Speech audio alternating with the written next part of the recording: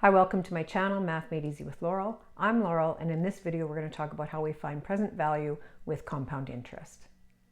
In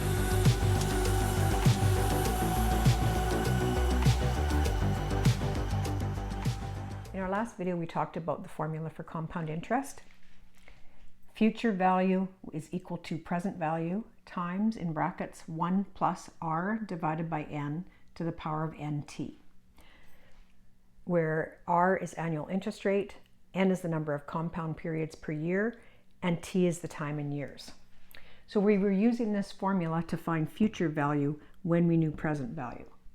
In this video we want to solve for present value instead. So we need to isolate it. So we're going to divide both sides by this factor. And when I divide this side by this factor, I just get p by itself.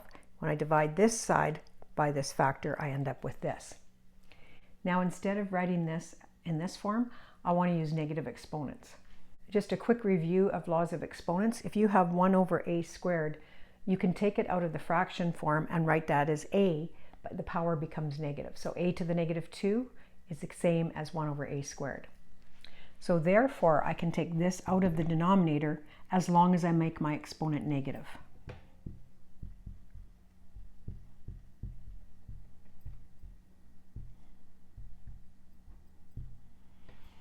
So this is the formula I'm going to use to find present value when I know future value.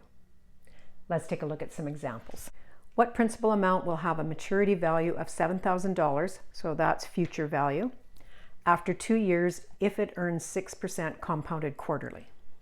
If you want to write present value and future value instead of P and A, that's fine, but our present value will equal our future value times 1 plus r over n to the exponent negative nt.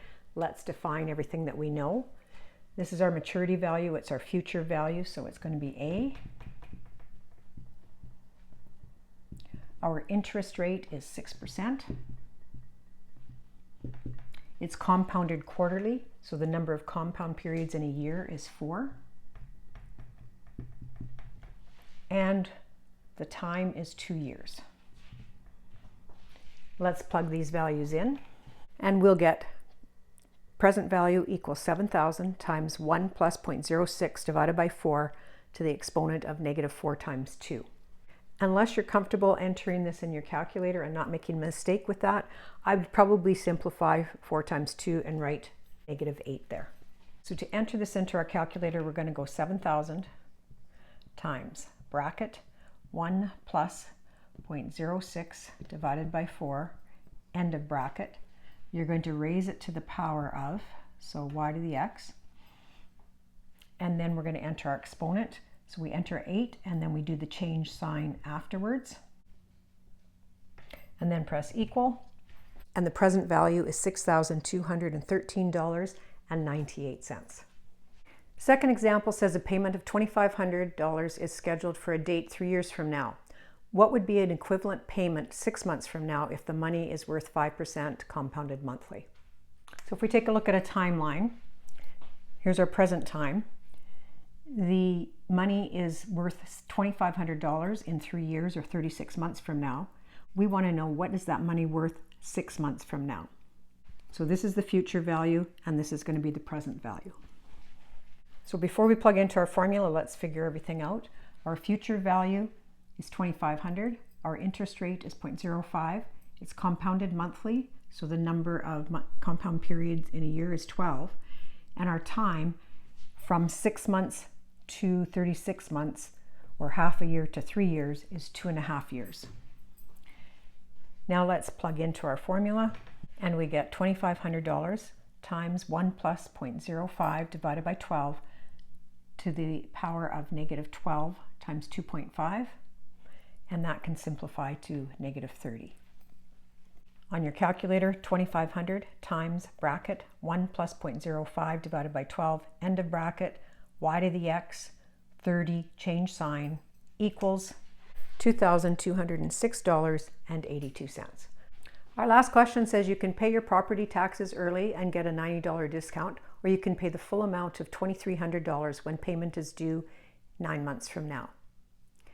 You are able to earn 4.5% compounded monthly on a short-term investment. The question is, what's the better option? Do you pay early and get the discount, or do you let your money earn interest and pay the full amount in 9 months? In order to solve this, we want to know what the present value of $2,300 would be at this investment. So present value formula is given. We know the future value is $2,300. We know the interest rate we can earn is 0.045. It's compounded monthly, so the number of compound periods in a year is 12, and our time in years will be 9 months, which is 9/12 of a year. Let's plug these values in. We have 2,300 times 1 plus 0.045 divided by 12 to the power of negative 12 times 9/12. Let's simplify that. Our exponent will be negative 9. Let's plug that into our calculator. So the present value of this money, if it earns this interest, would be $2,223.81. If we choose to pay our property taxes early, we would take $90 off of that $2,300, so we would pay $2,210. So which is the better option? This amount or this amount? This is lower, so it makes sense to pay the taxes now and get that discount. If you have the Texas Instrument Business Analysts or BA2 Plus calculator, your calculator has compound interest functions for finding future value or present value or even interest rate or time. So in my next video, I'm going to show you how to use these white keys to do the calculations for you. See you then.